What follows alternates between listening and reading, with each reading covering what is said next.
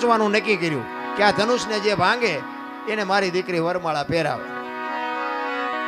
હવે ઈ સંયમર રહેજો ને, એમાં કે રાવણ હતો એવું કહે છે. હાચું ખોટું મારો રામ જાણે હો. ઈ રાવણ થી કે ચોખા જેટલું ધનુષ હેલ્યું નહોતું. હવે એનેથી ચોખા જેટલું ધનુષ નું હેલ્યું તો વનમાંથી સીતાજીને આખે આખા ઉપાડી ગયો. આનું શું કારણ? આખે આખા સીતાજી ઉપડે. સીતાજી ઘોડો ઘોડો કરીને ફરતા હતા.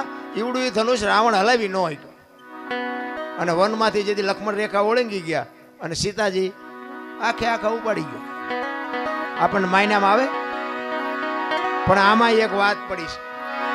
ભોળાનાથ અને પાર્વતી બે જયારે હિમાલય ઉપર હતા ને, ત્યારે પાર્વતીમાં વિષ્ણુ ભગવાનને અહીંયા બેહવા માટે ગયા અને વિષ્ણુ ભગવાને મકાન બનાવ્યું હતું.